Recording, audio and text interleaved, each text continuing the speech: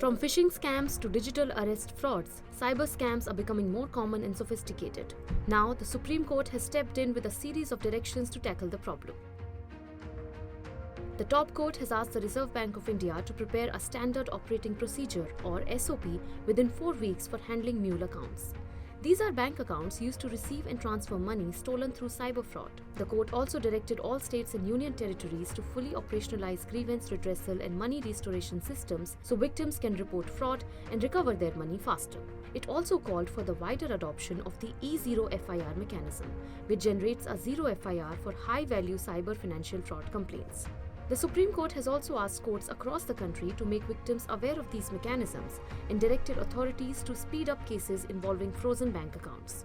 Not only that, the government has also been asked to examine a compensation framework for victims and stronger coordination between banks, telecom companies, and investigating agencies. The court has also sought greater transparency by asking for state-wise and bank-wise data on cyber fraud complaints and recoveries. India has seen a sharp rise in cyber fraud cases in recent years. In fact, cyber fraud cases have nearly tripled from 10,395 in 2020 to 29,758 in 2024, according to government data. One of the fastest growing threats is the so-called digital arrest scam.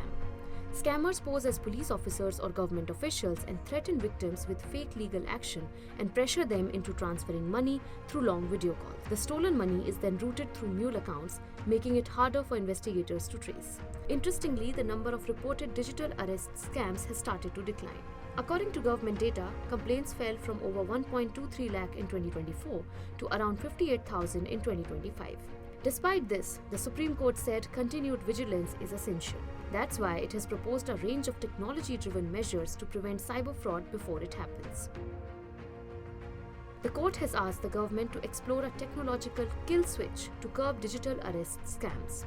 The court has asked the government to examine whether platforms like WhatsApp could introduce safeguards, such as automatically ending unusually long video calls or displaying warning messages to users.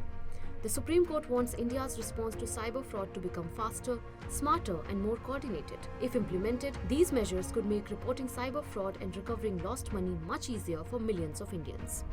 Follow Business Standard for more such stories.